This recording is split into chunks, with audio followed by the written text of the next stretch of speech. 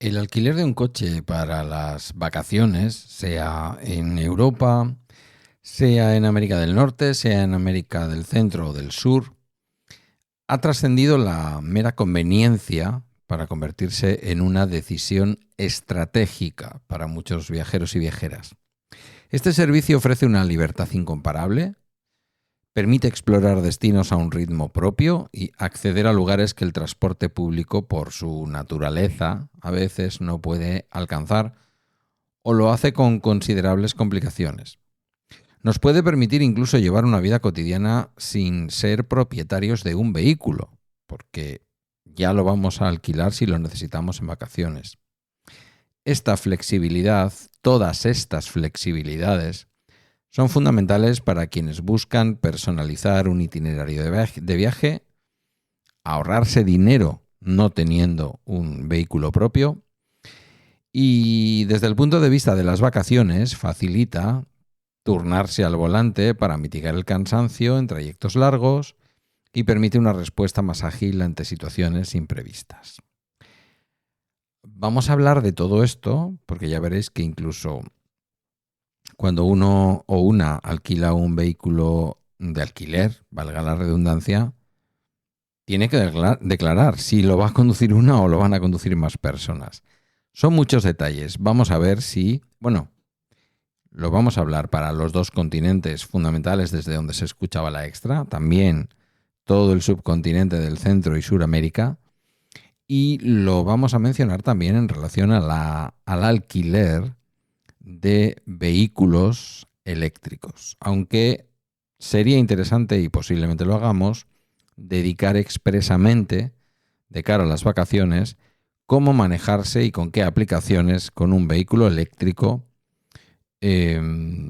pues para viajar, ¿vale? Posiblemente no sea aquí, posiblemente sea en el Mi Eléctrico de Emilcar FM junto a Cristian.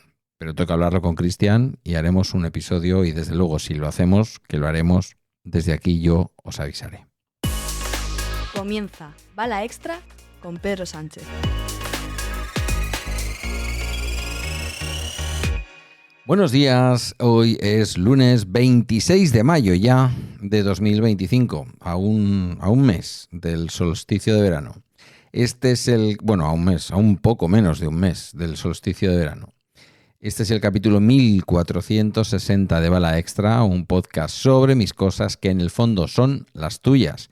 Y los lunes, pues te diría que incluso más que nunca.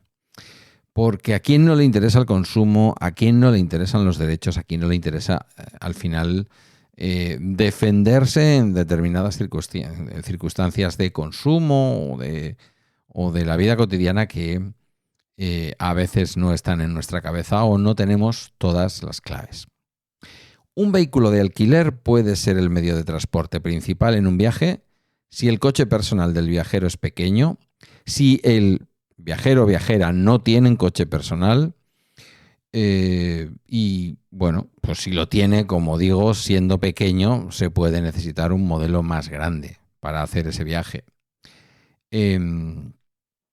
Para aquellos que no poseen un vehículo propio, el alquiler se convierte, como decía, en la única opción para la movilidad terrestre independiente.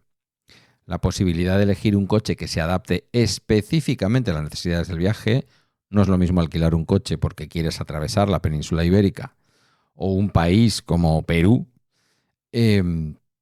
No es lo mismo eso que pensar en que te has ido a las Islas Baleares o a cualquier isla del Caribe medianamente pequeña y quieres tener un medio de comunicación rápido y fácil. En un caso necesitarás un buen maletero y un buen vehículo. En el segundo te va a valer el utilitario más barato que puedas encontrar posiblemente en la casa de alquileres. La posibilidad de elegir ese coche que se adapte específicamente a las necesidades del viaje, ya sea por tamaño o por tipo, es una ventaja muy importante, porque no es aquello de me compro un coche pensando en los distintos usos, no. Voy a dar este uso en este viaje, para este viaje me alquilo este coche. Por otro lado, el coche de alquiler funciona como un complemento ideal cuando el viaje principal se realiza, por ejemplo, en avión, en tren, en barco. Plataformas de reserva facilitan la transición, permitiendo a los viajeros recoger su coche directamente en aeropuertos o estaciones.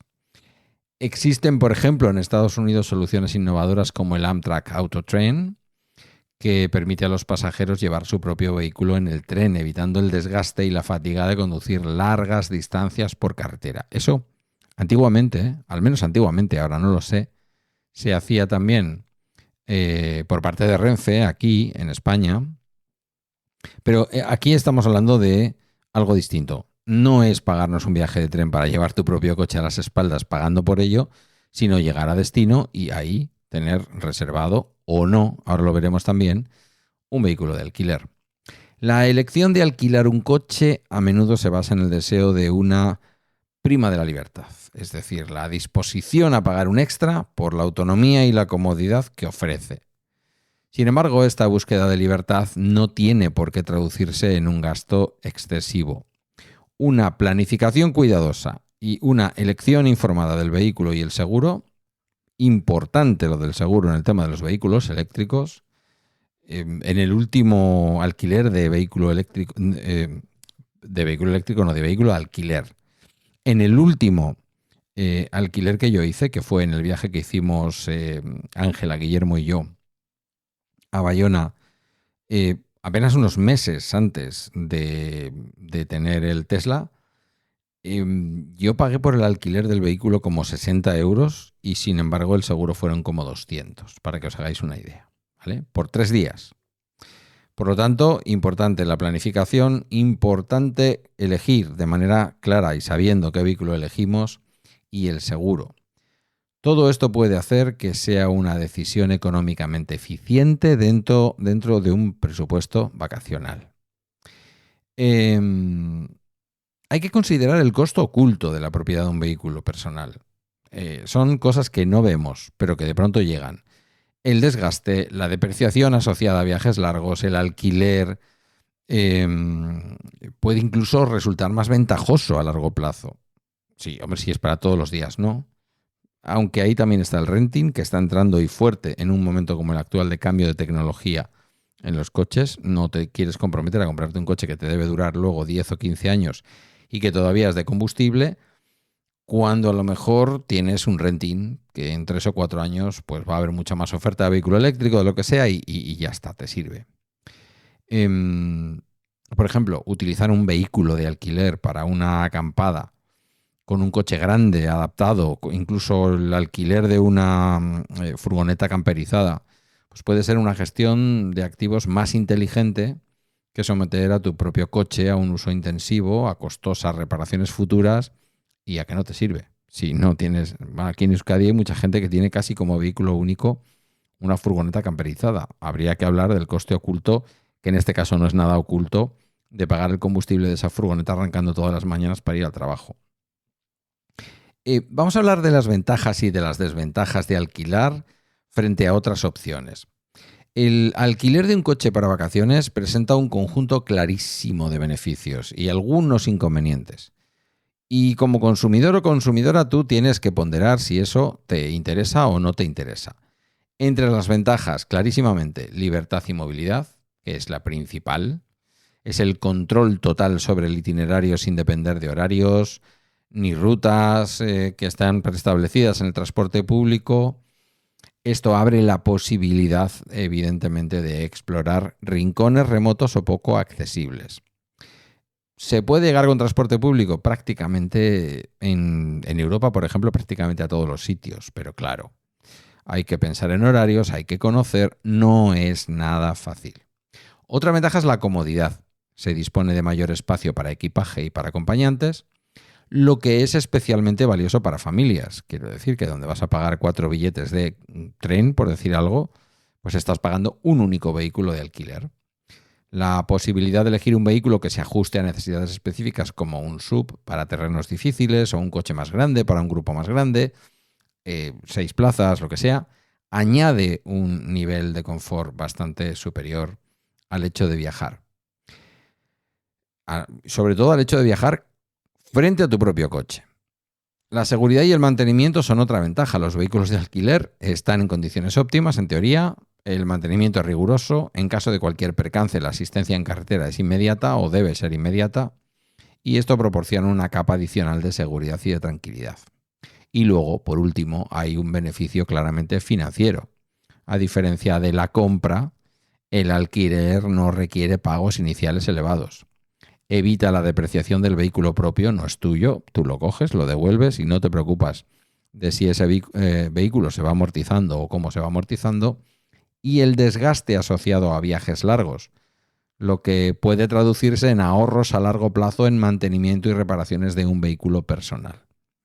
Bien porque reserves tu vehículo personal y no hagas el viaje en él, bien porque no tengas vehículo personal. Y por supuesto, como me pasó a mí con el Polestar eléctrico, también permite acceder a modelos más nuevos o de gama más alta a un costo significativo menor que si se comparan.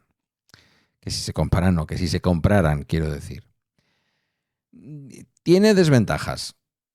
Puede haber cargos adicionales. Los contratos de alquiler pueden incluir restricciones de kilometraje con cargos por exceso.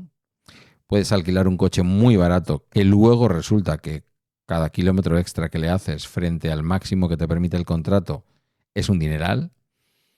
Puede haber tarifas por desgaste excesivo o costos por una terminación anticipada. Es decir, que si tú vas a devolver el coche antes del tiempo, pues del tiempo que está estipulado en el contrato, pues igual vas a pagar un X por devolverlo antes, como cuando devuelves una hipoteca. Otra desventaja es la falta de propiedad. El alquiler no genera capital ni participación de propiedad en un vehículo, lo que significa que al final del contrato, a pesar de que tú has pagado un dinero, el vehículo se devuelve y no tienes ningún valor residual. Otra desventaja, una que me preocupa mucho y que creo que tiene que ser de vuestro interés, es las sorpresas en el precio. Es bastante común encontrar alteraciones en la tarifa inicial, presiones para adquirir seguros adicionales en el mostrador, lo he vivido, ya os lo he contado, y costos inesperados por peajes o impuestos que no se contemplaron inicialmente. Y por último, a veces hay limitaciones. Las opciones de personalización del vehículo son limitadas. Tienes este o aquel y tienes que elegir. Lo que se reserva no siempre está garantizado. Esto es como una especie de overbooking. Y la compañía suele tener una interpretación diferente de lo que significa un vehículo similar.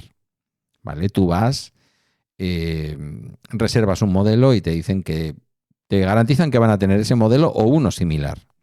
Y después ese similar es evidentemente un coche de menor valor, vamos a decirlo así. La aparente ilusión de baratura de un alquiler inicial puede ser engañosa si no se consideran todos los costos potenciales. Es fundamental que los consumidores calculen el costo total estimado, incluyendo posibles penalizaciones por kilometraje, desgaste, seguros adicionales. Todo eso hay que tenerlo en cuenta para tomar una decisión verdaderamente informada y evitar sorpresas financieras desagradables a la hora de alquilar un vehículo. Algunas claves antes de reservar un coche eléctrico. Porque ya digo, una planificación meticulosa es pilar fundamental para asegurar una experiencia alquiler de coches sin contratiempos y económicamente más ventajosa. ¿Cuál es el momento ideal para reservar? Bueno, pues lo primero que hay que saber es que si vamos a ir a un viaje y necesitamos el coche, lo necesitamos cuando lo necesitamos. Pero por lo demás, la anticipación, como muchas otras veces en los viajes, es un factor crítico en el alquiler de vehículos. Reservar con muchísima antelación, si sabes que vas a hacer el viaje, no solo garantiza una mayor disponibilidad de modelos, sino que también permite acceder a tarifas más competitivas y en muchos casos a promociones y a descuentos exclusivos que no van a estar disponibles a medida que se acerquen las fechas del viaje. En España, la OCU ha advertido sobre la alta demanda en temporadas altas, poniendo el acento en la importancia de la reserva anticipada. Si tú vas a Baleares en agosto y no has previamente reservado, bastante difícil que consigas un coche, y si lo consigues, ¿a qué precio y qué modelo? Los precios de alquiler están intrínsecamente ligados a la estacionalidad. Quiero decir, una empresa de vehículos no puede tener toda una flota, una empresa de alquiler, pensando exclusivamente en los 20 días de mayor alquiler del año que a lo mejor están en agosto. ¿Vale? Esto es como las carreteras. No se pueden hacer 15 carriles de entrada y salida a Madrid porque hay 4 fechas en el año en que ahí se montan atascos. Eso no es eficiente, eso no tiene ningún sentido desde el punto de vista económico. Las empresas de alquiler, lo mismo. Si vas en invierno a Baleares no vas a tener ningún problema en alquilar un vehículo, pero si vas en agosto y no lo has reservado previamente, tienes un problema. En esas fechas, en fechas como el verano, las vacaciones escolares, en fechas de eventos importantes, en un festival, en un acontecimiento deportivo, la demanda se dispara. Eso sube de manera natural los precios y la contrapartida sería los periodos de temporada baja. Días laborables, el otoño, la primavera. Ahí es más fácil que obtengamos tarifas más bajas y mejores ofertas, pero eso en el alquiler de vehículo y en cualquier oferta relacionada con el mundo del turismo, del ocio, del tiempo libre. Incluso el día de la semana influye. Alquilar de lunes a jueves es mucho más económico por lo general que durante el fin de semana debido a una mayor disponibilidad de vehículos. Hablamos de vehículos de turismo, ojo, no estoy hablando ahora de alquiler de furgonetas ni historias de estas. Me refiero a vehículos industriales. Esta dinámica de precios y la elasticidad de la oferta y la demanda en el mercado de alquiler de coches demuestran que los precios son altamente fluidos y variables. Comprender esta mecánica es crucial para ti como consumidora. Se recomienda, si las fechas de viaje lo permiten, considerar viajar fuera de temporada o en días de semana para optimizar el coste. Lo ideal, se aconseja reservar el vehículo con al menos un mes de antelación. Te puedes beneficiar de descuentos por reserva anticipada, incluso si la reserva es de última hora. Realizarla online es preferible para comparar diversas ofertas. Si llegas a un mostrador de aeropuerto a alquilar un vehículo, ahí ya estás muy perdida, estás muy perdido.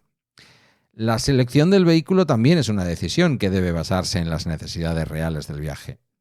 Para desplazamientos urbanos, lo que os decía, en una isla, en un sitio que no vas a hacer demasiados kilómetros, un coche pequeño o incluso de tamaño medio va a ser suficiente, va a ser más económico, tanto en el propio alquiler como en el consumo de combustible. Los vehículos de alta gama, los vehículos SUV, son atractivos, pero conllevan un coste significativamente mayor y solo lo deberías considerar si es estrictamente necesario para el tipo de ruta o para la cantidad de pasajeros que vas a llevar. Es importante tener en cuenta la cláusula o similar que decía yo antes, ¿no? En estos contratos de alquiler, las compañías a menudo clasifican los tamaños de los vehículos de manera diferente a la percepción del cliente. Y el modelo específico reservado, ya os digo, no está garantizado. He reservado un Renault no sé cuál. Bueno, pues cuando llegas te dicen, sí, pero lo que tenemos es el Dacia equivalente.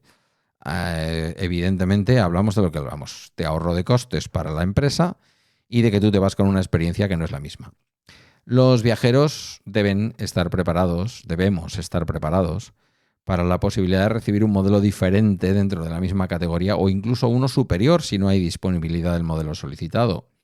Esta práctica puede ser parte de una estrategia de upsell oculto que dicen, donde las empresas atraen con un precio base para luego intentar vender extras o vehículos de mayor categoría en el mostrador. Yo te convenzo de que cojas el Peugeot 106 o 8 o el que esté ahora, me lo invento, y cuando tú llegas te digo, no me queda uno de categoría superior. Pues vale, pónmelo, sí, pónmelo, pero me lo vas a pagar. Y ahí empezamos a entrar, ¿no? Esto es como cuando se hace overbooking, el mito de que te van a pasar a la categoría business en un avión. Bueno, pues es un poquito mito. No digo que no ocurra, digo que es un poquito mito. Es aconsejable en este sentido ser muy firme en las necesidades, investigar los modelos exactos si es posible y presupuestar los extras necesarios de antemano. Y otro tanto con los kilómetros. Es fundamental evaluar si vamos a necesitar hacer un kilometraje ilimitado porque no queremos ninguna limitación. Esto es muy adecuado para viajes largos, con muchas paradas, con rutas extensas. Es en ese sentido la opción más conveniente. Si no se puede contratar un kilometraje ilimitado, hay que valorar si es más económico añadir kilómetros al contrato o pagar el exceso después, ya que el coste por kilómetro adicional suele ser elevado. Mi opinión, mi experiencia, añade kilómetros al contrato, ¿vale? Tú dices, yo creo que me va con 6.000 kilómetros. El siguiente paso son 10.000. Pues igual contrátalos, porque a lo mejor a esos 6.000 que tú vas a hacer y que te dejan contratar, le añades 800 más y ya es lo mismo que contratar 10.000, ¿vale? Sale caro, sale muy caro. Finalmente, los extras y los suplementos pueden influir inflando el precio final. Elementos como que el coche tenga GPS, que tenga sillas de bebé o de niño, que tenga cadenas de nieve, que vaya a haber un segundo conductor, que os decía antes. Todo eso está muy bien, ¿no? Si es que mi marido, mi mujer me van a ayudar a conducir y vamos a repartirnos los kilómetros, pues muy bien, pero va a pagar usted más. Si bien un segundo conductor es recomendable para viajes largos, para reducir la fatiga, hay que considerar que vas a pagar más y hay que saber si merece la pena. Un elemento crucial es la política de combustible. La opción de tanque lleno a lleno es casi siempre la más ventajosa, ya que otras políticas como el combustible prepago pueden resultar en que el cliente pague por combustible no utilizado, lo que representa una trampa de la política de combustible. Es decir, que no os líen. Tú me lo das lleno, yo te lo devuelvo lleno. Ojo en este caso con los eléctricos. Ojo con los eléctricos. A ver a qué distancia tienes un cargador para luego volver a entregar el vehículo cargado, ¿vale? Porque te van a cobrar. Como no esté... ¿Cómo fue con el Polestar? Yo creo que tenías que estar por encima del 75 o del 80% de carga. Claro, yo cargo eso, vengo de viaje desde Iparralde, desde Bayona. ¿Dónde cargo yo? Cerca del aeropuerto de Bilbao, donde recogí el vehículo, para que luego yo no me haya gastado más cargando al 100%, no me haya gastado más de un 15 o un 20%, porque luego van y te lo cobran. Aquí hay otra elección. Compañías low cost o grandes marcas como Hertz, Avis. ¿Avis es o Avia? No, Avia es la de las gasolineras. Bueno, estas grandes compañías o las low cost. La verdad es que la elección de la compañía de alquiler puede influir, y mucho, en la experiencia y en el coste final. Existe una clarísima diferencia entre las grandes marcas y las compañías de bajo coste, de las que te hablaba antes, Hertz, Avis. Te hablo de compañías tanto en España como en el resto de Europa como en América, ¿vale? Porque he querido hacer un capítulo en el cual los oyentes y las oyentes de América también os sintáis reflejados. Alamo, Enterprise, Sixt, Budget, National, Thrifty, Dollar. Estas grandes marcas, la que sea en tu zona. Ventajas: tienen una sólida reputación, tienen una amplia presencia en los territorios, especialmente en los aeropuertos, Estados Unidos, también aquí en España, en Europa. Ofrecen precios competitivos, tienen normalmente kilometraje ilimitado en la mayoría de sus alquileres y suelen ser mucho más transparentes con sus tarifas. Y sus flotas de vehículos suelen ser más nuevas y están mejor mantenidas. Marcas como Hertz, Enterprise, Avis están liderando la incorporación de vehículos eléctricos a sus flotas.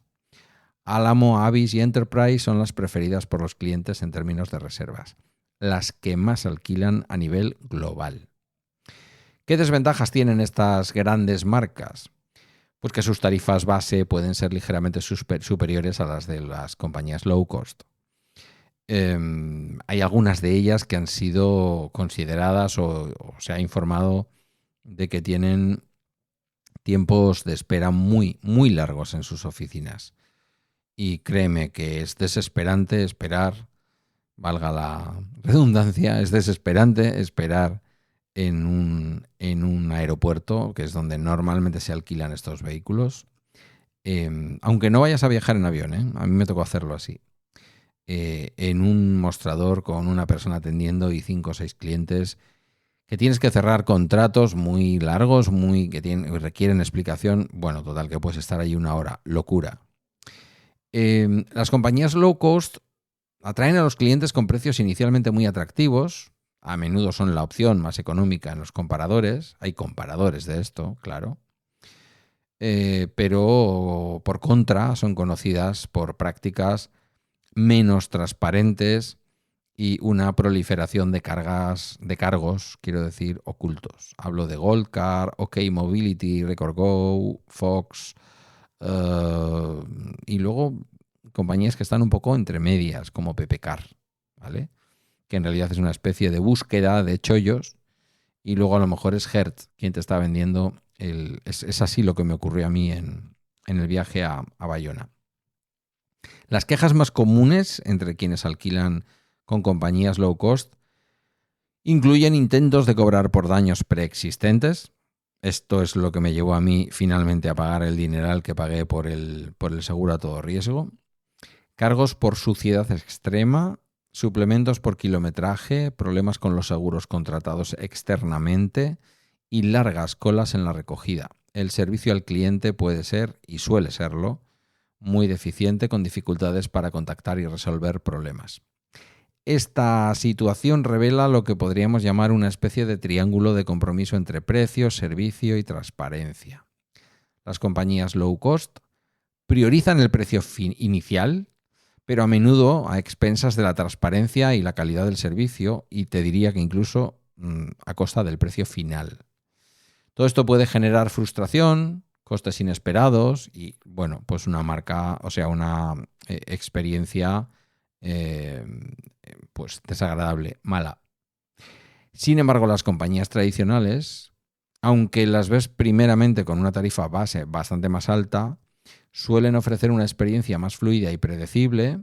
La recomendación es que como consumidora o como consumidor priorices según tu tolerancia al riesgo y tu presupuesto.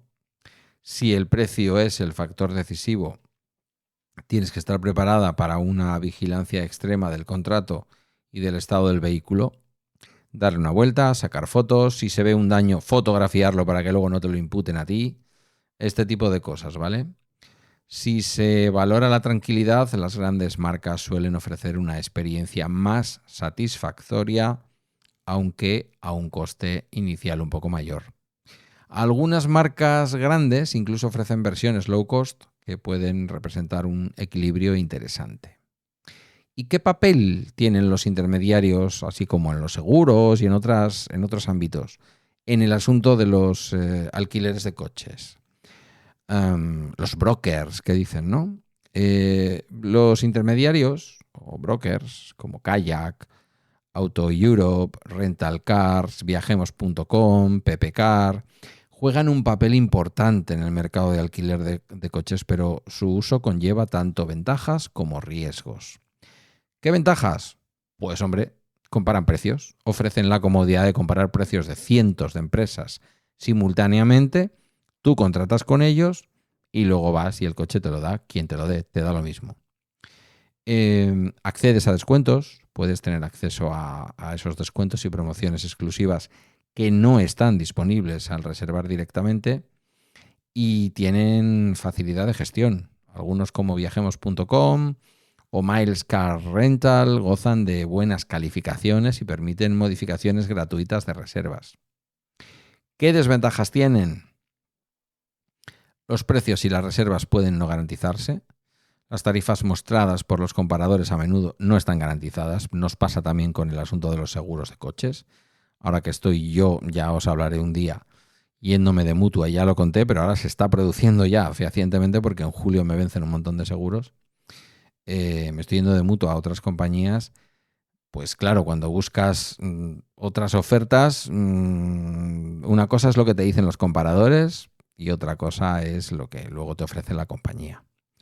Es bastante habitual que las reservas no se confirmen en el caso de los vehículos de alquiler y que al llegar a la oficina el coche no esté disponible o que las condiciones sean distintas a las esperadas.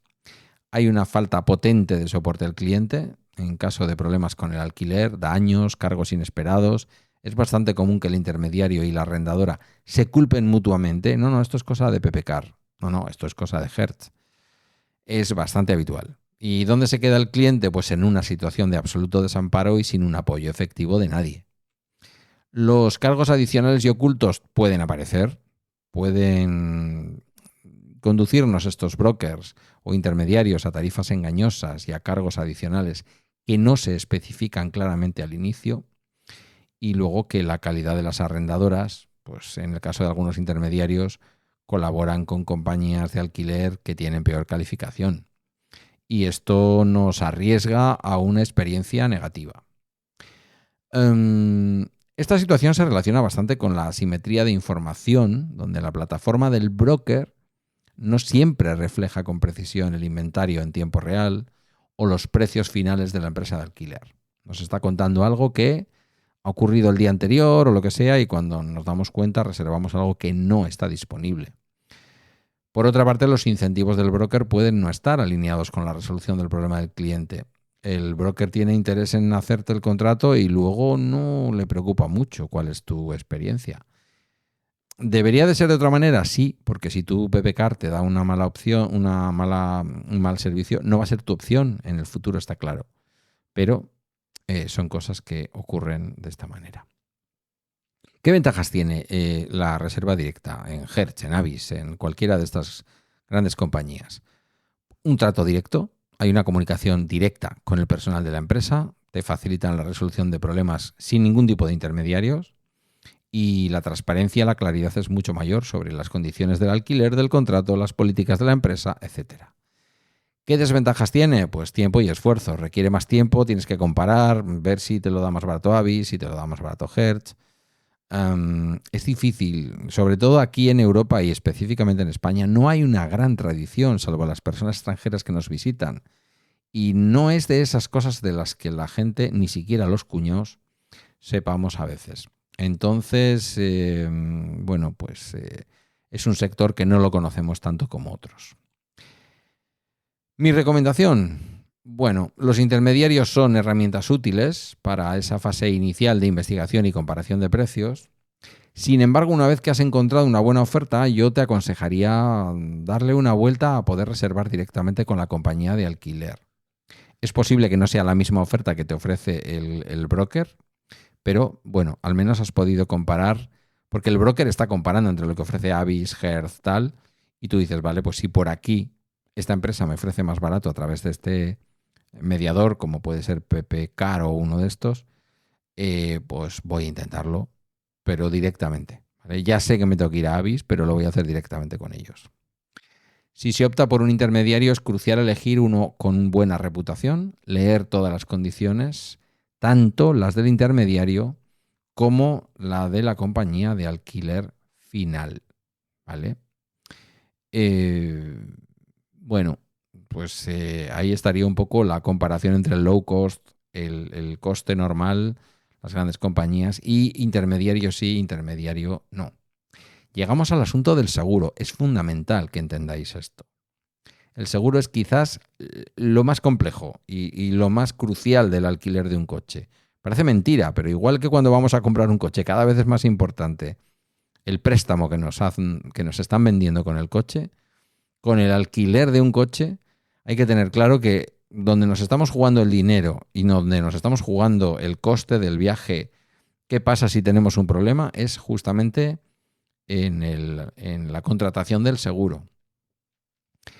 Hay que intentar entender bien los diferentes tipos de cobertura, las implicaciones que tienen, y esto es vital tanto para proteger el viaje como nuestro bolsillo, evidentemente. El seguro de alquiler de coches no es una entidad monolítica, sino una colección de coberturas que abordan diferentes riesgos. Esta protección por capas puede ser bastante confusa, pero entender cada componente ayuda a evitar tanto el sobreseguro, pagar de más, como creo yo que hice en el viaje a Bayona, como una cobertura insuficiente, pagar de menos, ¿vale? Lo que llaman CDW, el Collision Damage Waiver, o exención de daños por colisión, significa que protege al arrendatario del coche de la responsabilidad financiera por los daños al vehículo alquilado en caso de colisión o de accidente. Normalmente suele incluir una franquicia o una cantidad deducible, que es la cantidad que el arrendatario va a pagar sí o sí de su bolsillo antes de que el seguro cubra el resto.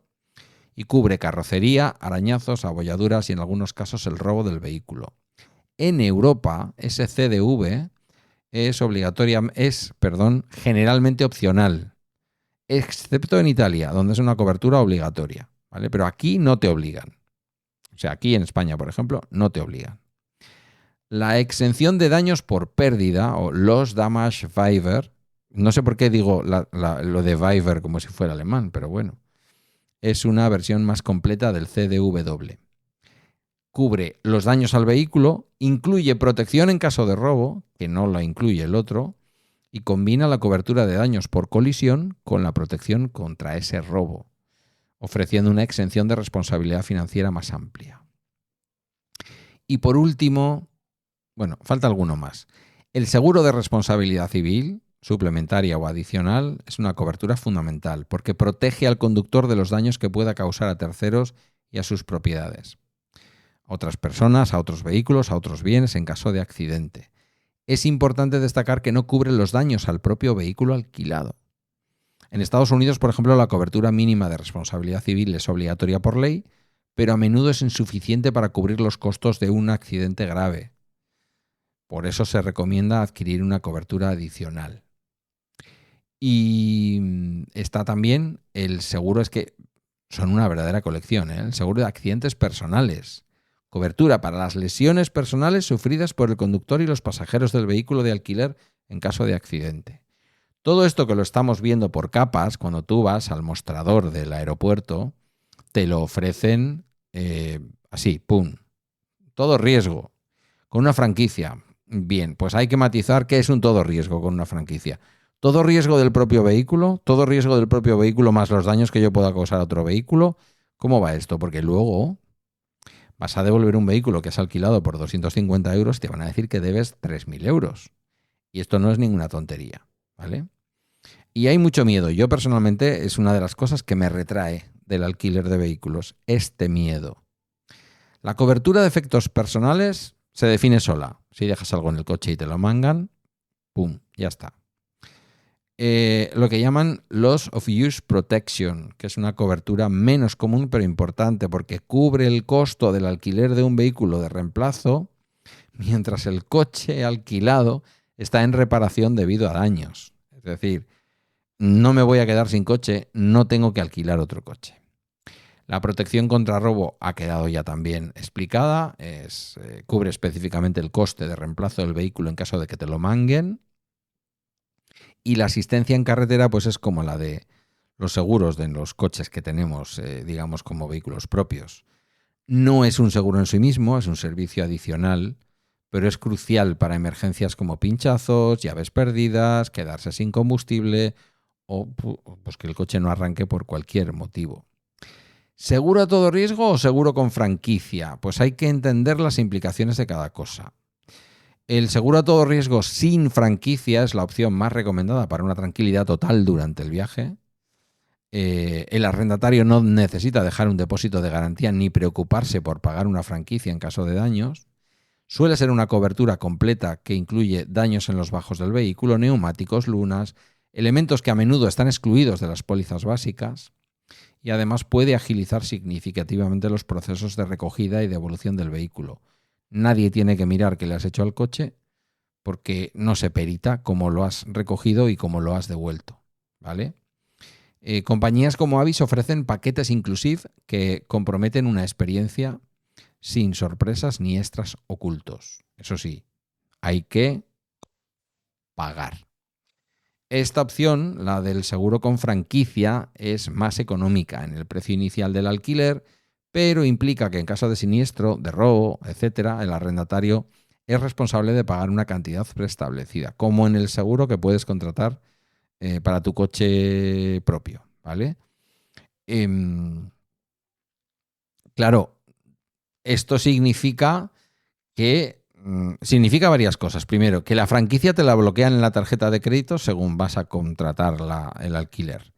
Por lo tanto, si la franquicia son 600 pavos de entrada, los 600 pavos se los queda la compañía que te alquila el coche. Y luego, una vez que entregas el coche y lo peritan y ven que no hay nada que descontar, te devuelven, ¿vale? El seguro de reembolso de franquicia es una alternativa ofrecida por aseguradoras externas a la compañía de alquiler, como Rental Cover o Car in Use Rent. El funcionamiento es el siguiente. El cliente contrata el seguro con franquicia con la arrendadora y si ocurre un daño paga la franquicia directamente a la arrendadora. Posteriormente, la aseguradora externa, es una especie de reaseguradora, le reembolsa ese importe. Esta opción puede ser significativamente más económica que el seguro de reducción de franquicia ofrecido en el mostrador por la compañía de alquiler. Pero, claro, el cliente tiene que gestionar el reembolso, presentar documentación, informes de daños, fotos, facturas, toda esta historia. La decisión de no contratar un seguro a todo riesgo implica una aceptación de un nivel potencialmente alto de riesgo financiero y administrativo en caso de un incidente. Si se sufre un percance sin una cobertura completa, la carga financiera recae directamente en el arrendatario del vehículo. Te vas a comer todo el marrón, la grúa, el remolque, todo. El proceso de reclamación puede ser largo y complicado, incluso si se cuenta con un seguro personal. Es crucial entender que la compañía de alquiler puede anular cualquier cobertura, incluso la obligatoria de terceros, si violamos algunos de los términos o conducimos, pues, por ejemplo, bajo los efectos del alcohol o usamos el coche para actividades ilegales. Ahí nos quedamos, con perdón, completamente en canicas. Bueno, podríamos hablar aquí más del asunto de los seguros, porque he estado ahí buscando historias y hay un montón de cosas importantes que tienen que ver con nuestras tarjetas de créditos, qué nos cobra una tarjeta, o sea, qué nos cubre, mejor dicho, una tarjeta de crédito, si pagamos con esa tarjeta de crédito, pues como en los viajes normales, pagas con una tarjeta de crédito que te asegura el equipaje y de pronto te pierden el equipaje. Bueno, pues además de lo que te pueda dar la compañía aérea, tú tienes que saber que tu compañía, o sea, que tu banco o la titular de tu tarjeta te puede estar devolviendo también dinero por el evento de esa pérdida. Quería hacer una mención, para ir acabando, a los coches eléctricos y alquilar un coche eléctrico. Es evidente, más en unos países que en otros, en España se ha quedado un poquito parado, pero sigue avanzando, que cada vez hay más vehículos eléctricos. Mirad a vuestro alrededor, algunos no son fácilmente distinguibles porque no tienen marcas, no son Teslas, no son vehículos que hagan ya grandes. Yo creo que cada vez menos se hace un alarde de que el vehículo es eléctrico, sin más, el coche tiene que parecer un coche y punto. Pero a vuestro alrededor hay más. Bueno, pues esto ha llegado también al sector del alquiler. Y se está ofreciendo cada vez más una alternativa sostenible y a menudo más económica a largo plazo. Hay que decir que el coche de alquiler eléctrico suele ser algo más caro. Pero volvemos a una cosa que yo digo siempre que hablo de los coches eléctricos, que no es el motivo por el que te lo tienes que comprar, pero que lo tienes que tener en cuenta. Mover un coche eléctrico es extraordinariamente más barato que mover un vehículo de combustión. Esto, en el caso de un vehículo de alquiler, es exactamente equiparable a lo que es tener un vehículo propio. No, porque estás de viaje y porque, por lo tanto, no vas a poder cargar la mayor parte de las veces en lugares como tu casa, más baratos. Entonces, el ahorro es relativo, ¿vale? Pero por lo general suele merecer la pena, porque el coste inicial de alquilar un vehículo eléctrico puede ser similar o incluso ligeramente superior para modelos de categoría premium, pero los ahorros significativos en los costes operativos pueden hacer que esa opción eléctrica sea más ventajosa, ¿vale? Insisto, tened en cuenta que si vais a hacer un viaje largo, cargar en un supercargador de Tesla o de cualquier otra marca de estas, cargando rápido en carretera, es más barato que el combustible, pero no es tan barato como cargar a 5 céntimos en casa. Eso es así de claro.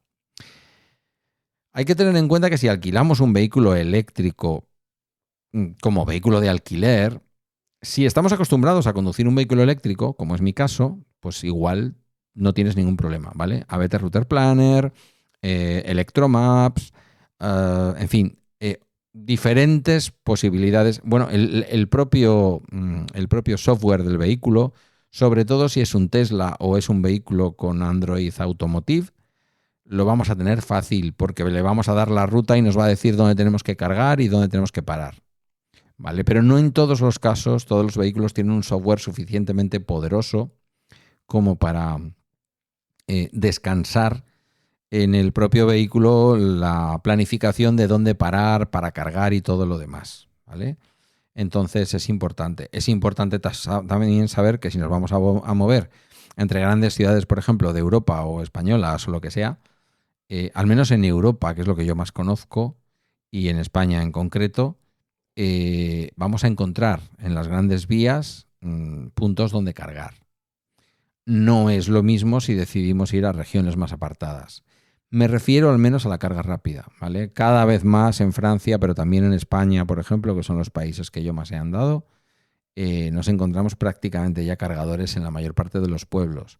Pero claro, eso nos puede servir si ese cargador, que suele ser lento, es un cargador que vamos a cargar en destino, como se suele decir, ¿no? Vamos a llegar allí al pueblo, vamos a descansar esa noche allí, incluso vamos a estar todo el día siguiente, 2 noches de hotel, vete tú a saber. Bueno, pues ahí podemos dejar el coche cargando y ya está. Pero si de lo que hablamos es de un viaje largo y de cargar en ruta, pues ojo a qué zonas vamos y sobre todo, insisto, ojo si no eres un conductor acostumbrado a la conducción de vehículo eléctrico, porque te puedes agobiar un poco, ¿vale?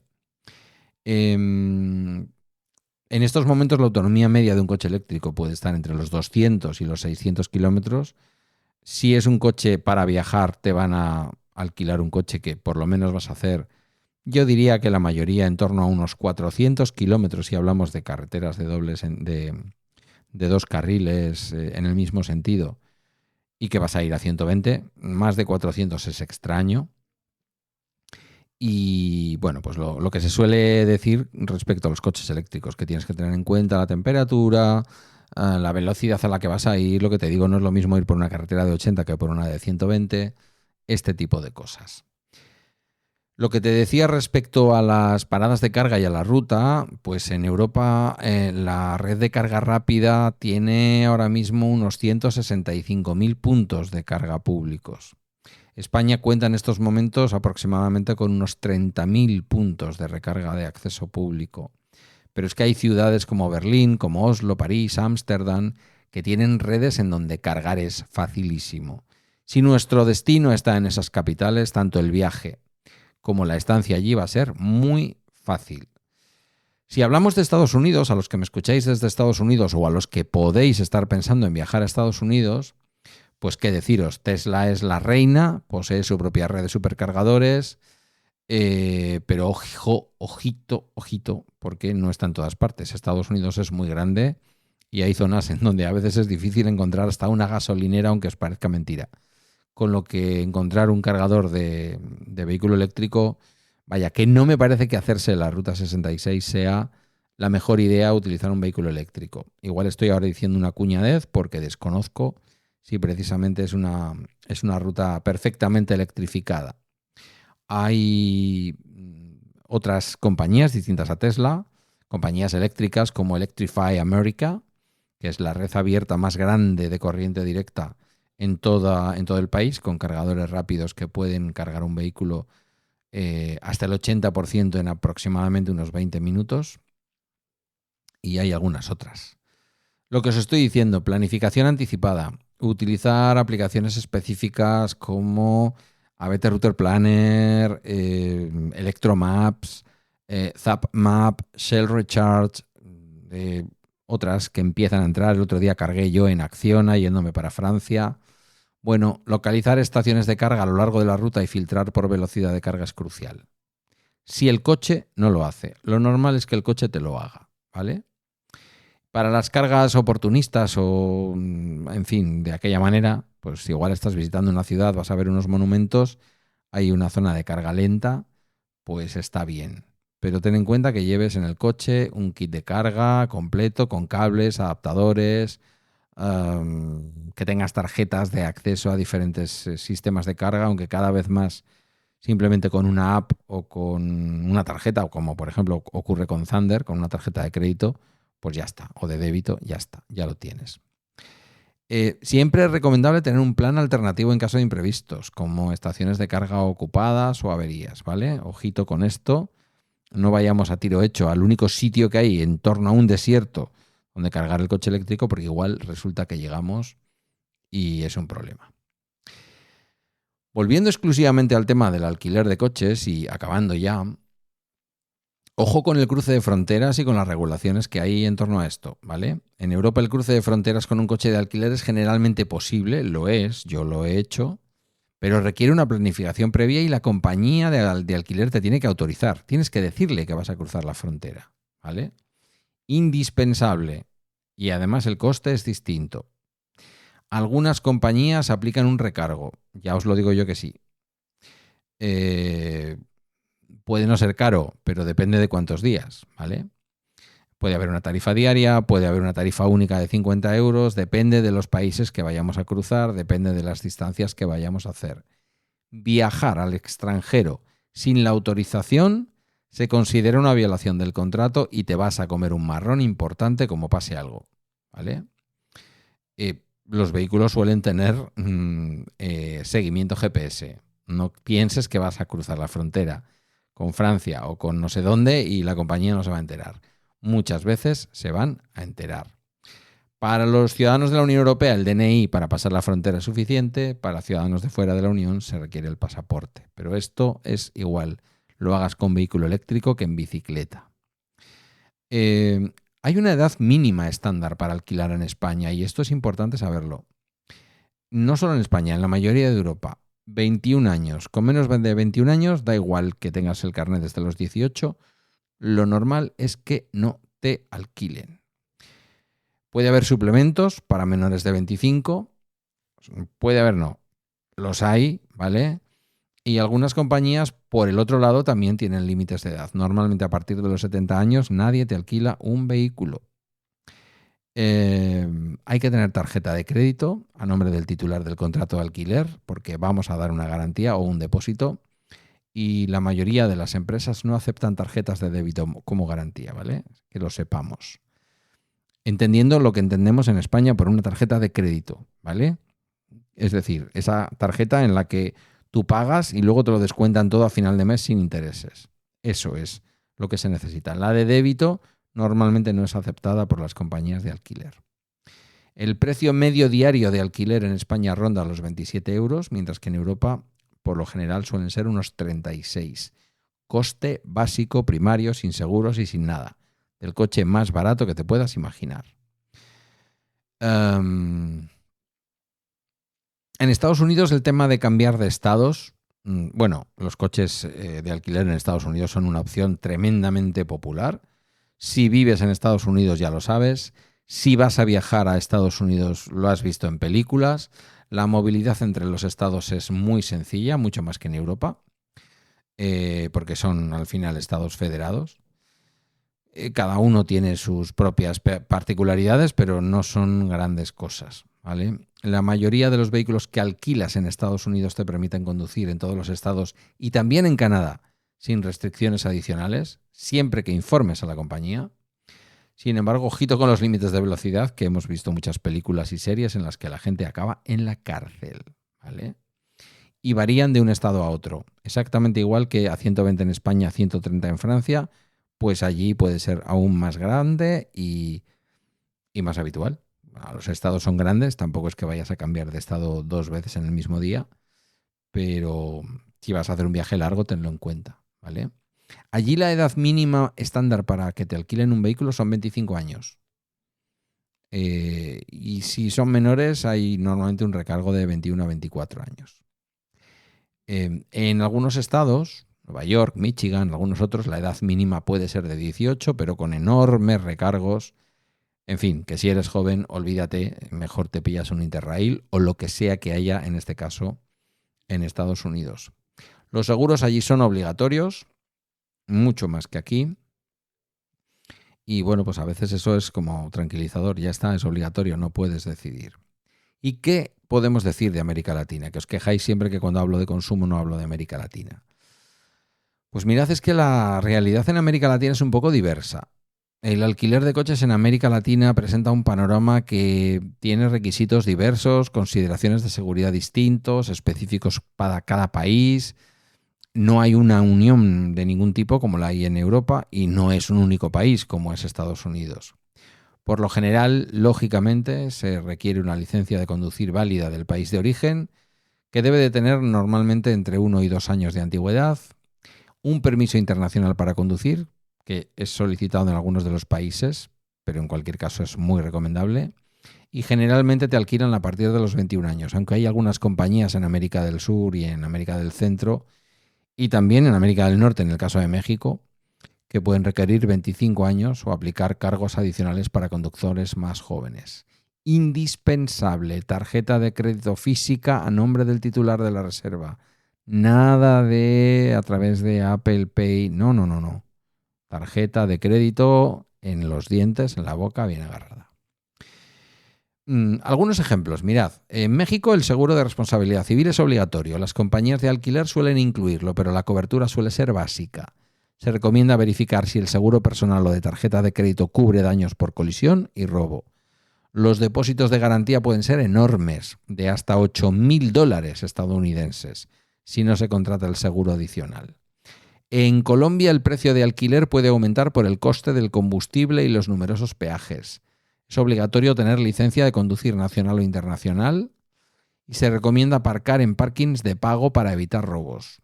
Esto es importante, porque son al final costes ocultos, ¿vale? Argentina, pues el alquiler incluye una franquicia de daños, se pueden añadir productos de protección para reducir el exceso, la cobertura de responsabilidad civil es obligatoria, es de hasta, a ver si lo digo bien, 160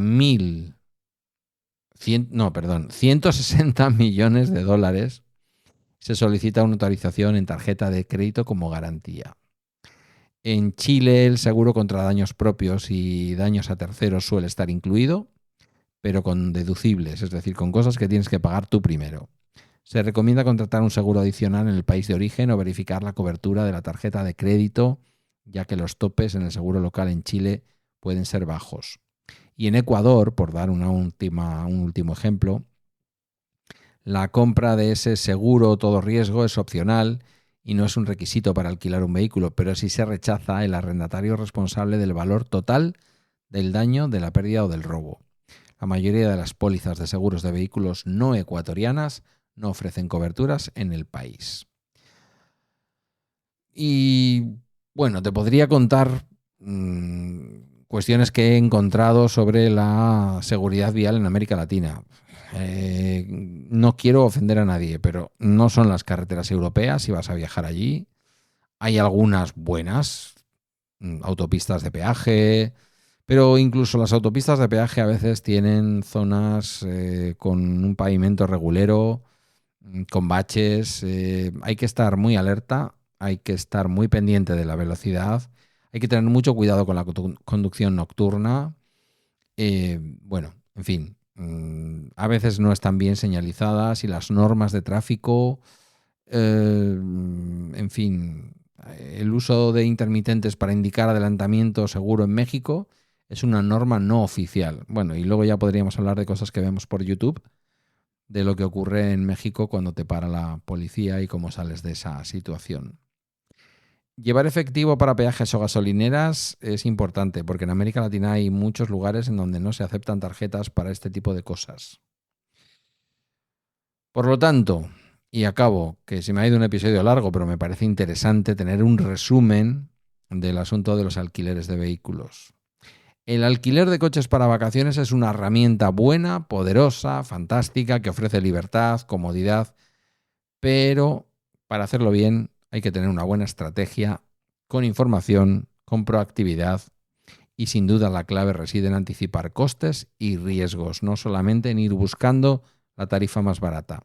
Planificar puede ser tu mejor aliado, la transparencia sobre precios bajos, ojo con la aparente baratura de las compañías low cost, que exactamente igual que en los vuelos de avión puede ser una manera de ocultar cargos adicionales en los que terminamos pagando muy parecido y sin embargo tenemos una experiencia mucho peor. Controlar el seguro, qué seguro contratamos, no contratar de más pero tampoco de menos, es fundamental para no gastar de más pero no protegernos de menos. El alquiler de coche eléctrico Quiero pararme un segundo en esto porque me parece una opción chula en la medida en que muchos os estáis preguntando cómo os vais a adaptar a tener un vehículo eléctrico.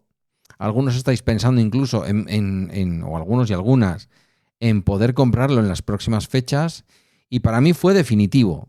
Para mí fue definitivo, aunque yo ya llevaba 3 años y medio conduciendo mi pequeño vehículo eléctrico, saber si me quería gastar lo que me gasté en el Tesla, viendo cómo se conducía un Polestar como coche de alquiler, ¿vale?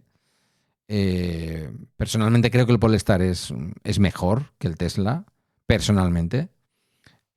Aquel Polestar que yo conduje es menos eficiente, es más rebotón, más incómodo. Los chavales vinieron diciéndome que en las plazas traseras el coche rebotaba mucho en los baches.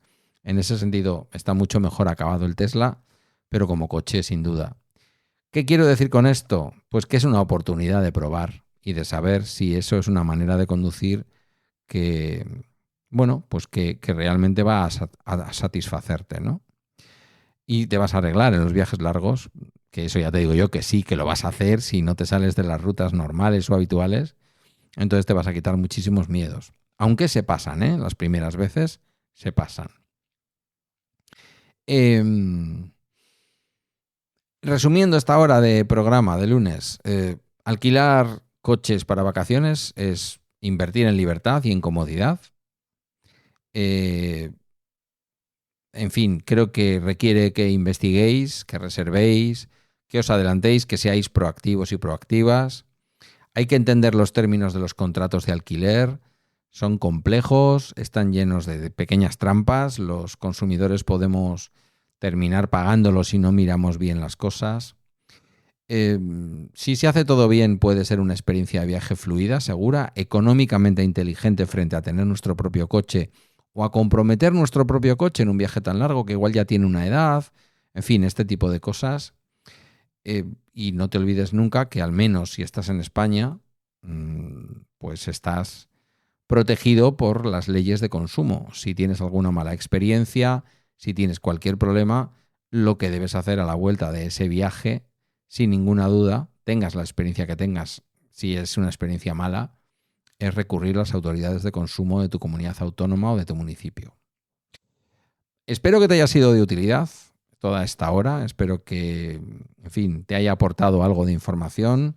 Repásatelo, sobre todo en la parte de seguros, a la hora de tenerlo claro. Y, ¿por qué no? Vete un día hasta el aeropuerto de tu ciudad, vete a un mostrador y pregunta. Aunque, oye, también tienes internet y puedes por ahí buscar foros y buscar lugares. Esto ha sido todo por hoy en Bala Extra, una producción de Milcar FM. Puedes encontrar mis medios de contacto y el acceso a nuestra comunidad privada en las notas del programa. Gracias por tu tiempo y hasta mañana.